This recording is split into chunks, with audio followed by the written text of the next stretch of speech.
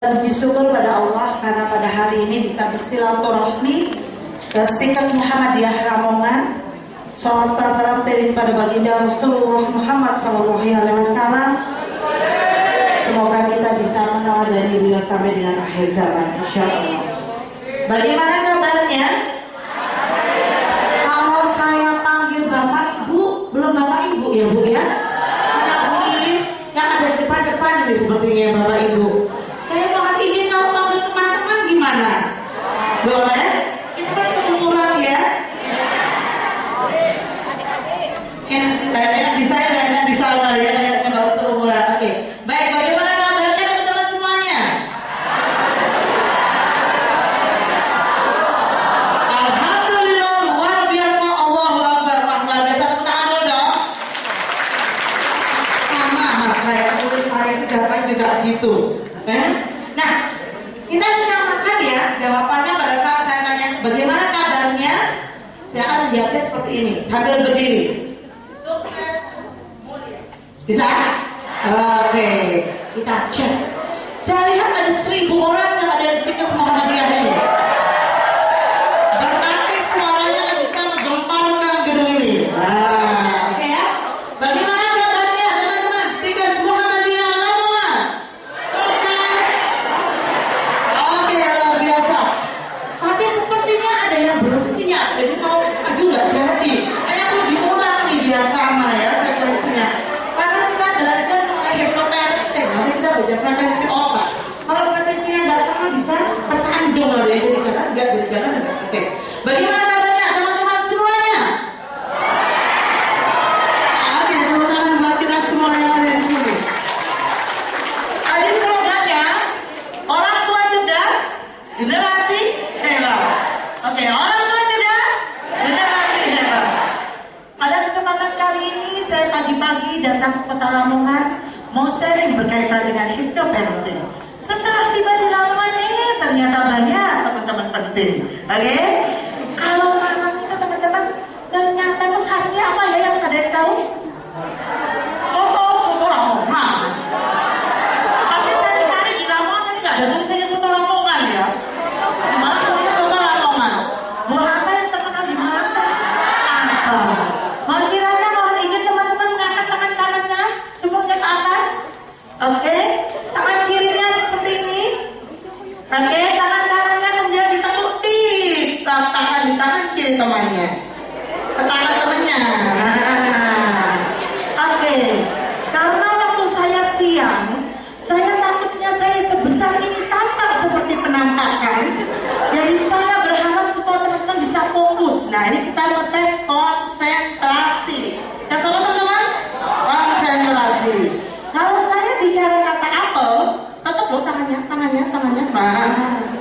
Oke, tangannya sudah siap semuanya? Perempuan sama perempuan, laki-laki sama laki-laki. Yang nggak usah. Kesempatan itu bahaya ya Bu. Itu tidak termasuk pendidikan sex education. Untuk materinya masih ada, sudah ada saja. Bukan mahram, nggak boleh ya. Baik, percobaan. Kalau ada kata apel yang jarinya seperti ini langsung menghindar, yang di bawah langsung menangkap. Nah, kita lihat mas boleh pindah sini mas. Nah, mas ini mas. Jadi nggak melamun. Nggak enak loh sendirian itu rasanya. Sunyi sepi sendiri. Ya mas ya. Oke, kita siap ya. Pastikan semua kanan kirinya sudah ada temannya. Jangan sampai diambil yang tidak kelihatan. Oke, apel.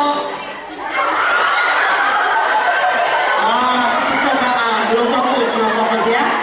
Apel. Nah itu teman-teman baru percobaan. Nah sekarang kita beneran. Saya mau buat cerita. Ada suatu hari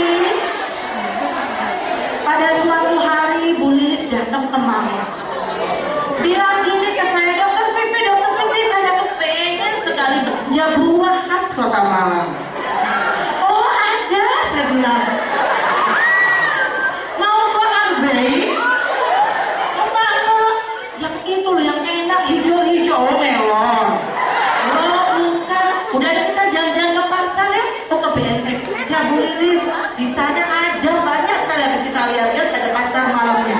Kita pun jalan-jalan di sana, ternyata di sana banyak sekali yang dijual.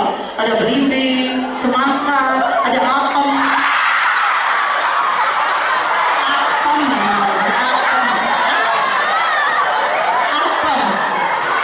Belum. Ternyata semangat banget ya, kita semangat tuh ya luar biasa sekali.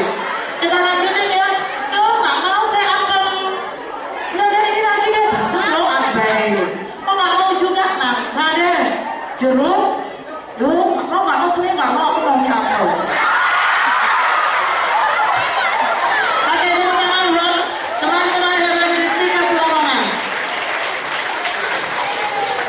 Pada kesempatan kali ini izinkanlah saya membuka dengan sebuah cerita. Adakah yang kenal orang ini? Belum kenal? Adik saya loh ini. Orang ini bernama Edmund Hillary.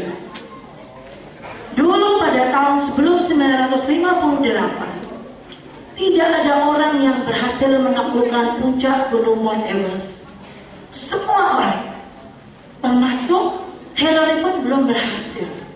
Tetapi dia mempunyai keinginan untuk bisa menaklukkan puncak gunung tertinggi itu. Kemudian dia mencari seorang serpa. Serpa itu pemandu untuk menemaninya mendaki ke puncak gunung itu. Terjangan badai dilewati, angin dilewati, longsoran salju dilewati, dan ternyata keduanya berhasil naik sampai ke puncak. Serpa yang dipilih bernama Tenzing Norgay. Sesampainya di bawah, semua wartawan datang mendatangi Edmund Hillary dan berkata, "Selamat Hillary, Anda luar biasa sekali. Anda bisa menaklukkan gunung tertinggi di dunia." Tetapi ternyata ada satu wartawan yang mendatangi Tenzing Norgay dan bertanya, "Apakah Anda Tenzing Norgay?" "Ya, saya Tenzing Norgay." "Apakah Anda pemandu dari Edmund Hillary?" "Ya, saya adalah pemandu dari Edmund Hillary." Wartawan itu pun kembali bertanya, "Seharusnya Anda, jika Anda sebagai pemandu dari Edmund Hillary, berarti setiap perjalanan menuju ke puncak gunung itu Anda selalu berada di depan dari Edmund Hillary." Tenzing pun menjawab, "Ya, selama perjalanan saya selalu berjalan di depan dari Edmund Hillary." Wartawan pun lagi menegaskan, "Berarti seharusnya Anda yang menjadi orang yang pertama kali menaklukkan puncak gunung tertinggi di dunia itu." Apa jawaban Tenzing Norgay? Tenzing berkata, "Ya, selama perjalanan saya selalu berjalan di depan dari Edmund Hillary.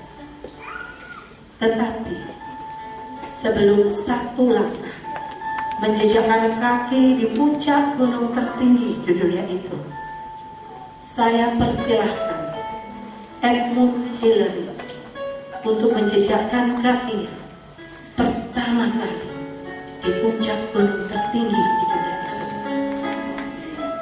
Wartawan pun berkata, "Kenapa Anda lakukan itu? Harusnya Anda jadi orang yang terkenal di dunia."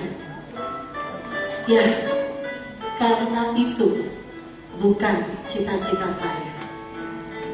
Itu adalah cita-cita Edmund Hillary.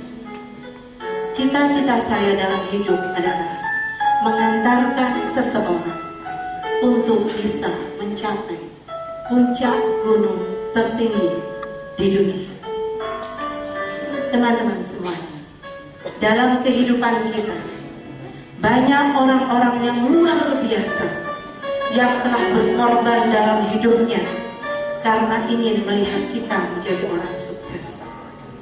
Banyak orang-orang yang luar biasa yang selalu menghamparkan sajadahnya di sepertiga malam terakhir, bermunajat kepada Allah dan selalu berdoa agar kita bisa menjadi orang yang berguna untuk umat dan bangsa ini. Dan dalam kehidupan saya pun, saya memiliki seseorang Tenzing Norgay dalam kehidupan saya, dan itu adalah orang tua saya. Orang tua saya dulu berasal dari keluarga yang sederhana. Disayang banget Setiap kata-kata orang tua selalu saya turutin. Tetapi tiba-tiba pada saat saya menjalani SMP kelas 3, mama saya tambah kurus. Kira-kira wanita tambah kurus gitu ya, bukan ya. Lagi saya tambah kurus gitu gimana? Ini kelingkingnya kurusnya udah seneng ini saya.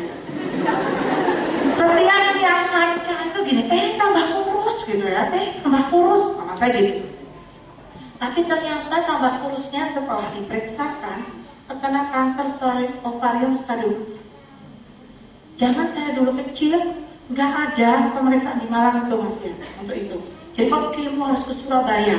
Saya yang biasanya disayang-sayang, tiba-tiba kalau pulang sekolah nggak ada orang di rumah. Allah punya rahasia untuk saya pada saat saya SMP kelas 3, saya harus berpisah dengan mama saya selama-lamanya.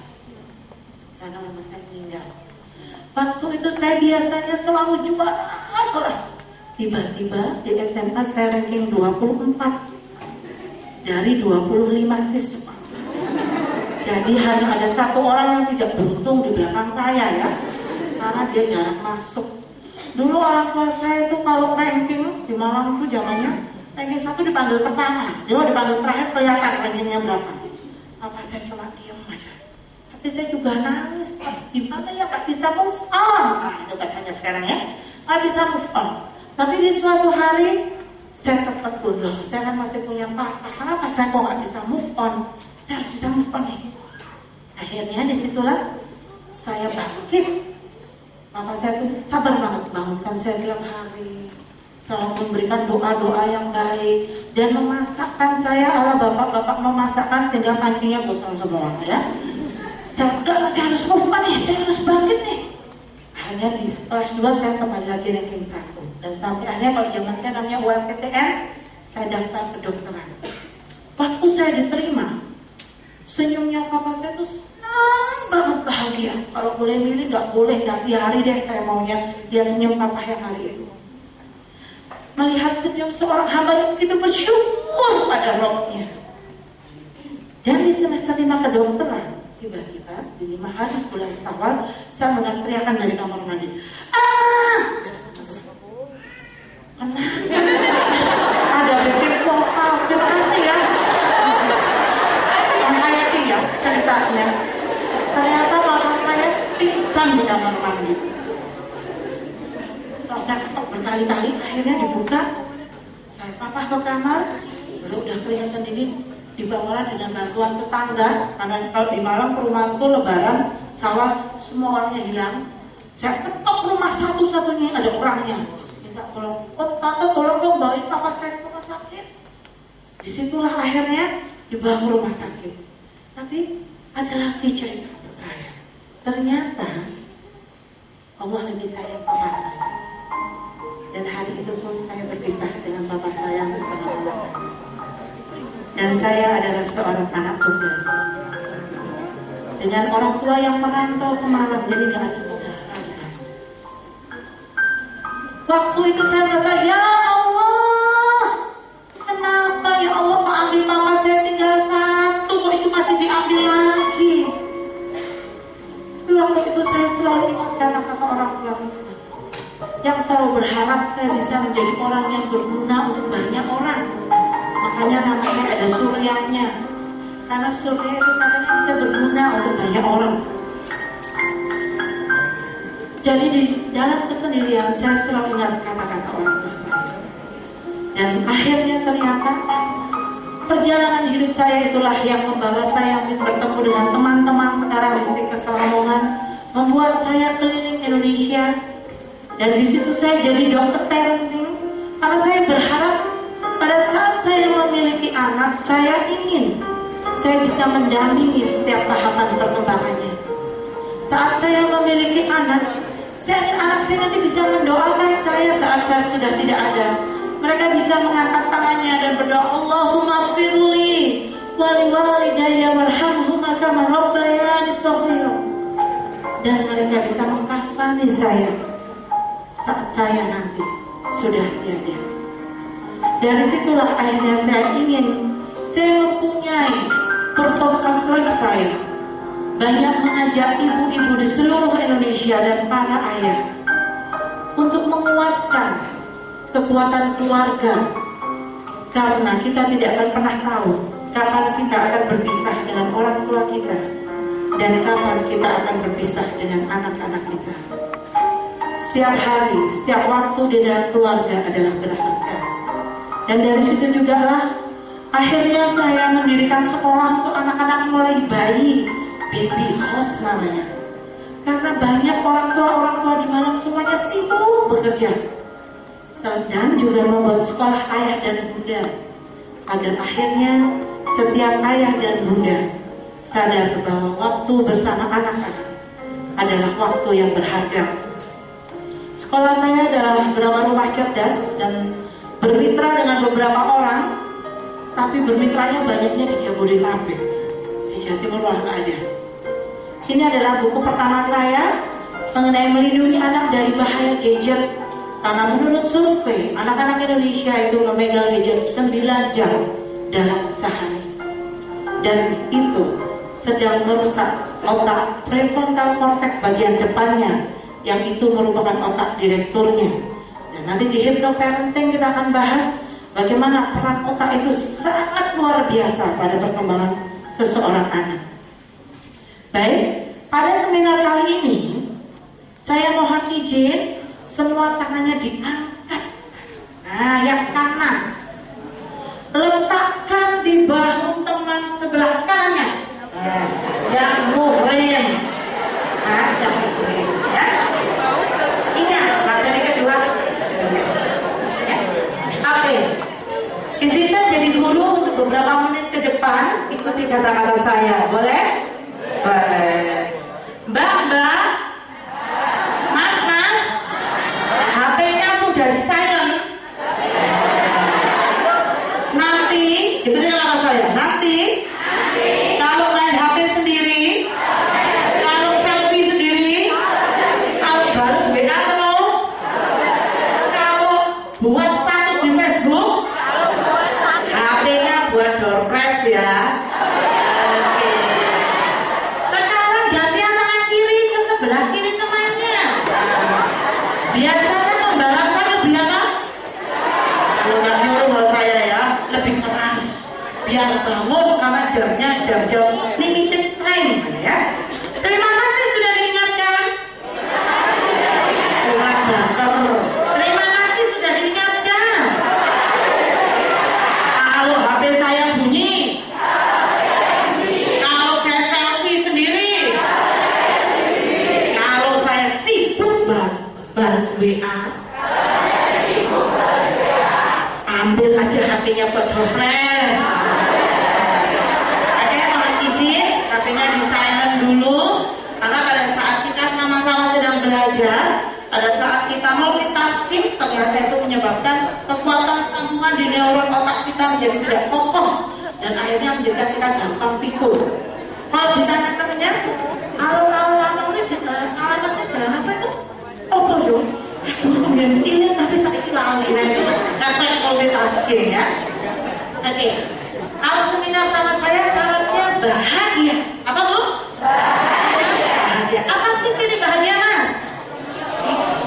Senyum. Sudah senyum kan timnya? Coba tanya sebelahnya. Sekarang belum aku.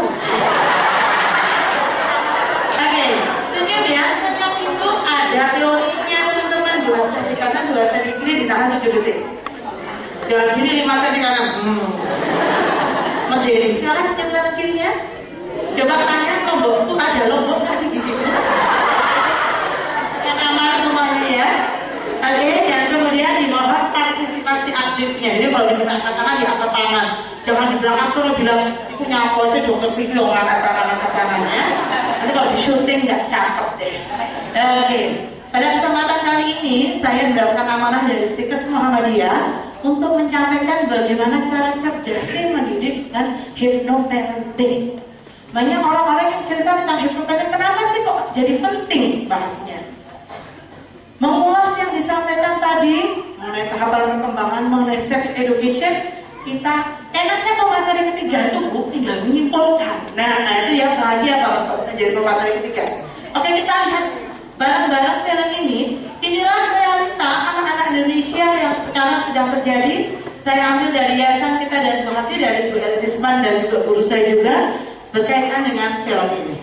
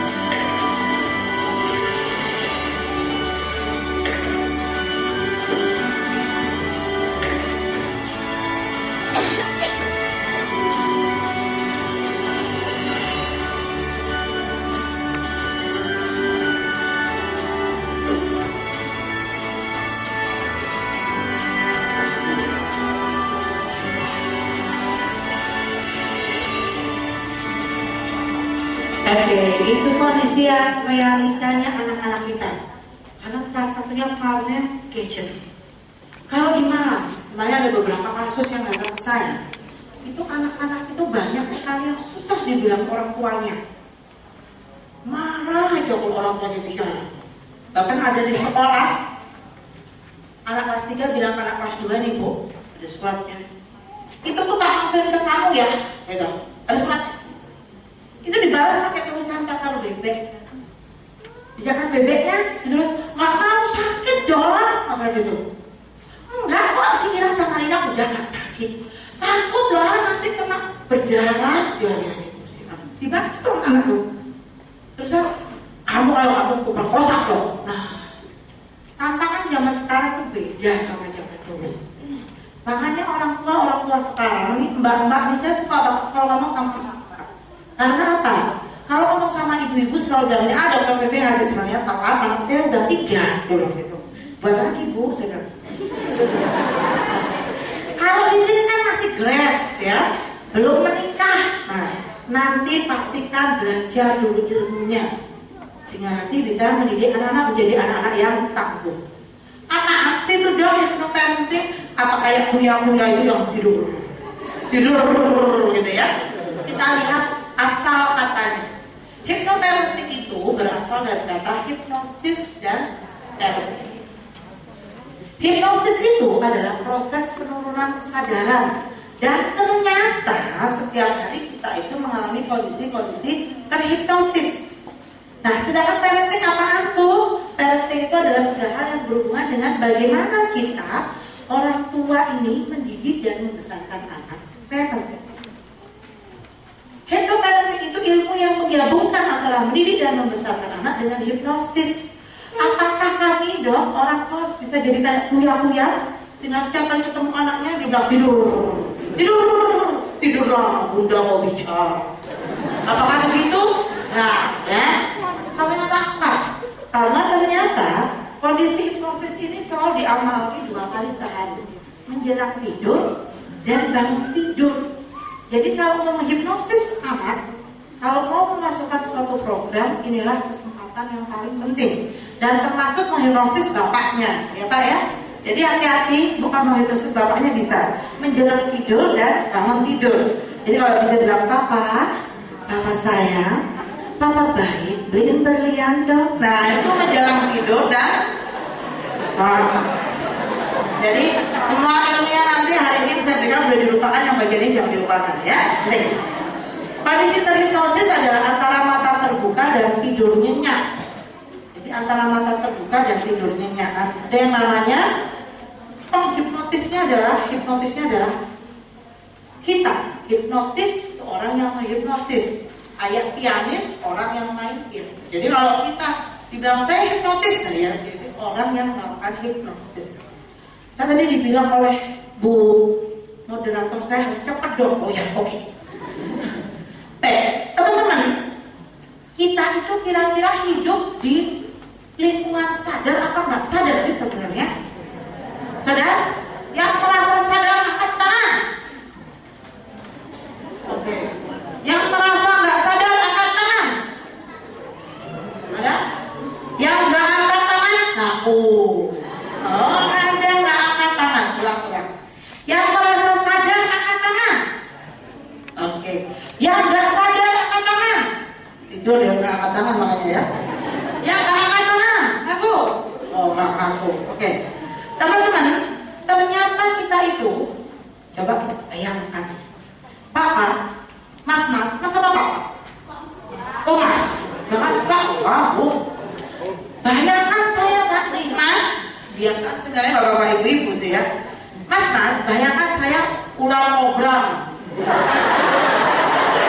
Gedenya kayak gini ya, sudah mendesis-desis mendekati dirimu.